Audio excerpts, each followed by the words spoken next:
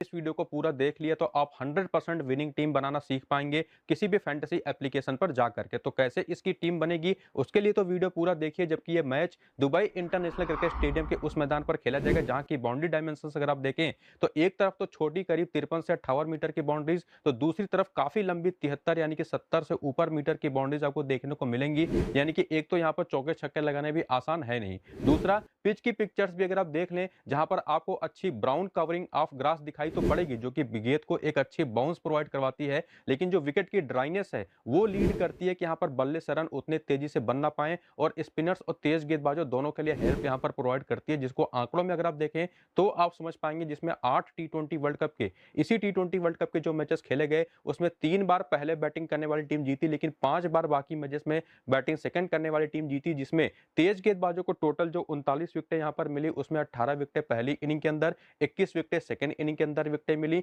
वहीं पर स्पिन गेंदबाजों को जो टोटल 47 विकेटें इस मैदान पर मिली अभी तक के मैचेस में, उसमें से 26 विकेटें पहली इनिंग में और 21 विकेटें सेकंड इनिंग के अंदर मिली। तो दिखाई पड़ता है कि बॉलर्स का टोटल डोमिनेशन है और इसी वजह से इस पिच रिपोर्ट को समझने के बाद इसका पूरा इंटरप्रिटेशन अपने प्लेयर सिलेक्शन में हम करें और विकेट कीपिंग सेक्शन में जाकर के देखें तो हमारे पास 3 ऑप्शन दिखाई पड़ेंगे। एक तो मैडी यहाँ पर मुनीबा अली, दूसरी मैडी ग्रीन, तीसरी इजी गेज, जिसमें से मैडी ग्रीन को सिंपली आपको हटा देना है क्योंकि इनका बैटिंग ऑर्डर काफी नीचे है और जो बैटिंग ऑर्डर इस पूरी टीम का, न्यूजीलैंड की टीम का है स्ट्रॉन्ग ऊपर से, उसको तो आगे आपको बताऊंगा प्लेइंग 11 के टाइम पर, और वो इतना मजबूत है कि शायद इनकी बैटिंग आए। और उसमें इजी गेज को भी सिंपली आपको हटा देना है क्योंकि मुनीबा अली का बैटिंग ऑर्डर ही उनको अपनी टीम में आपको ले जाने को मजबूर करेगा। लेकिन ट्रम्प प्लेयर के रूप में आप इजी गेज को डेफिनेटली ट्राई कर सकते हैं जो कि अपनी टीम की तरफ से विकेट कीपिंग करेंगी और उस विकेट कीपिंग के पॉइंट्स तो आपको ये दिलवाएंगी। लेकिन क्यों सिर्फ और सिर्फ मैं मुनीबा अली को मैं लेकर के जा रहा हूं उसको समझने के लिए आंकड़े अगर आप देखें तो रिसेंट फॉर्म हालांकि इनका देखें तो 7, 17 और 11 रन की पिछली 3 पारियां हैं।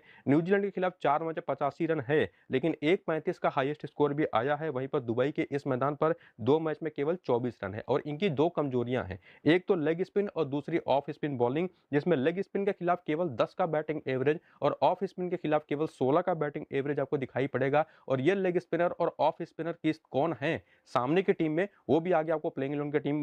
के टाइम पर बताऊंगा। बाकी इजी गेज के आंकड़े भी आप देख लीजिए, राइट हैंडेड बैटर है, विकेट कीपिंग करेंगी, 0-27 और 26 नाबाद की पिछली 3 पारियां हैं और दुबई के अंदर एक मैच खेला तो है लेकिन बैटिंग इनकी आई नहीं है। और वही एक रीजन है कि सिर्फ और सिर्फ मुनीबा अली को हम ट्राई करेंगे और आगे बैटिंग सेक्शन में बढ़ेंगे तो वहां से सूजी बेट्स और जॉर्जिया प्लिमर, ये दोनों तो हमारे टीम में जरूर रहेंगे। लेकिन पाकिस्तान की टीम की तरफ से सिद्रा अमीन या आलिया रियाज को आप ट्राई कर सकते हैं या नहीं, इसके लिए हम आंकड़े देखेंगे इंक्लूडिंग जॉर्जिया प्लिमर के साथ। तो उसमें सिद्रा अमीन जो राइट हैंडेड बैटर है पिछले 3 मैचेस के आंकड़े अगर आप इनके देखें रीसेंट फॉर्म के तो 12, 18 और 12 की पारियां हैं, यानी कि शुरुआत तो अच्छी कर रही है, बड़ी पारी में कन्वर्ट नहीं कर पा रही। न्यूजीलैंड के खिलाफ आंकड़े इनके ठीक ठाक है, 5 मैच 111 रन और 43 का एक अच्छा हाईएस्ट स्कोर। दुबई के इस मैदान पर 2 मैच में 20 रन है, जबकि लेफ्ट आर्म ऑर्थोडॉक्स बॉलिंग वो इनकी कमजोरी रही है जिसके खिलाफ केवल 12 का एवरेज है। और ऐसी बॉलर कौन सामने की टीम में है वो भी आगे आप जानेंगे। बाकी आलिया रियाज का रीसेंट फॉर्म देखें तो 26, 4 और 0 की 3 पारियां, न्यूजीलैंड के खिलाफ 8 मैच 125 रन और 3 विकेटें, बहुत बेहतर आंकड़े हैं नहीं।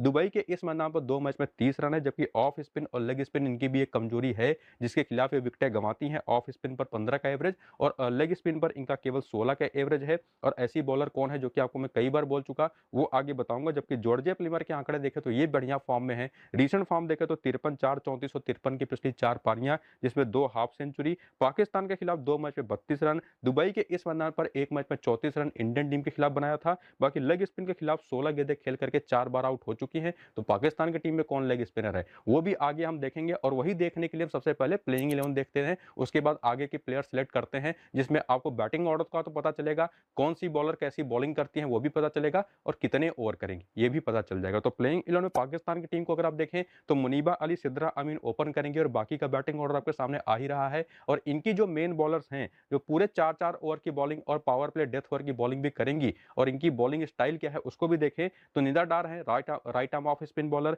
सादिया इकबाल और नसरा संधू है लेफ्ट आर्म ऑर्थोडॉक्स बॉलर और ये तीनों तो आपको 4-4 ओवर करके देंगे। और ध्यान रखिए आज फातिमा सना भी खेल सकती हैं और बाकी बचे हुए ओवर उमायमा सोहेल की ऑफ स्पिन, तुबा हसन की लेग स्पिन, ध्यान रखिए तो कौन है लेग स्पिनर, और बाकी सदफ समस की राइट आर्म मीडियम पेस से हो सकती है। जबकि आगे प्लेइंग 11 दूसरी न्यूजीलैंड की टीम का देखें तो उसमें सूजी बेट्स और जॉर्जिया प्लिमर ओपन करेंगे, अमेलिया केयर और सोफी डिवाइन उसके बाद आएंगी। और इनकी जो मेन बॉलर्स है जो 4-4 ओवर की bowling, power play, death over सभी जगह पर आएंगी, उसमें रोजमेरी मायर जो कि एक राइट आर्म मीडियम पेसर है, जबकि अमेलिया केयर एक लेग स्पिनर,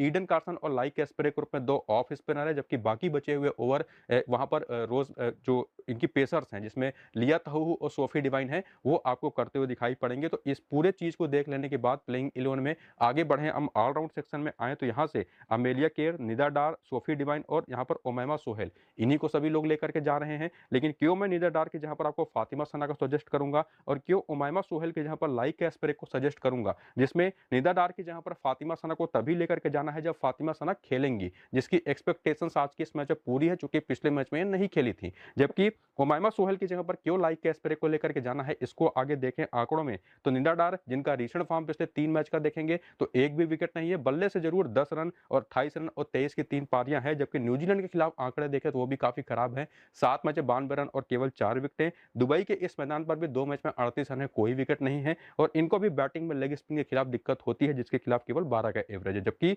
लाइक कैस्परेक की ऑफ स्पिन बॉलिंग का अगर आप रीसेंट फॉर्म देखें तो पिछले 4 मैचेस में इनके 6 विकेटें हैं, तो बढ़िया फॉर्म में है और पाकिस्तान के खिलाफ भी 3 मैच में 3 विकेट है और यही एक कारण है कि इनको मैंने प्रेफरेंस दिया अपने मैच में। और जो सिलेक्शन हमने अभी फिलहाल किया है ऑलराउंड सेक्शन में, उसमें निदा डार तो बनी रहेंगी, लेकिन उमैमा की जगह पर लाइक कैस्परेक रहेंगी। और आगे बॉलिंग सेक्शन में बढ़ें तो सादिया इकबाल, लिया तहू और नीचे आए तो रोजमेरी मायर और ईडन कार्सन मेरी टीम में रहेंगे, जिसमें सादिया इकबाल, लिया तहू और रोजमेरी मायर को लेकर के तो कोई कंफ्यूजन किसी के दिमाग में नहीं है। लेकिन अगर पाकिस्तान की टीम पहले बॉलिंग करती है तो लिया तहू की जगह पर आप नसरा संधू को पिक कर सकते हैं, हालांकि नसरा संधू के आंकड़े उतने अच्छे हैं नहीं। लेकिन साथ ही साथ ईडन कार्सन जिनको लेकर के लोग कंफ्यूज हैं, क्यों मैं इनको अपनी टीम में लेकर के जा रहा हूं, इनके आंकड़े अगर आप देख लें तो एक ऑफ स्पिनर ग्रुप में इनका रीसेंट फॉर्म पिछले 5 मैच का देखें तो टोटल 6 विकेटें हैं, तो बढ़िया बॉलिंग फॉर्म में है। पाकिस्तान के खिलाफ भी 3 मैच में 3 विकेट और दुबई के इसी मैदान पर इंडियन टीम के खिलाफ इन्होंने 1 मैच में 2 विकेट लिया था। तो इस तरह से इन सभी प्लेयरों को सिलेक्ट करने के बाद, इनके आंकड़े देख लेने के बाद जो हमारी टीम बनती है उसमें अमेलिया केयर तो कप्तान होंगी, वाइस कप्तान फिलहाल के लिए मैंने रखा हुआ है निदा डार को, और जो टीम हमारी बनेगी वो कुछ इस तरीके से रहेगी। लेकिन ध्यान ये रखिएगा ये फाइनल टीम बिल्कुल नहीं है, फाइनल टीम आपको पूरा वीडियो देख करके जब दोनों टीमों का सारा स्क्वाड आ जाए खुद से आपको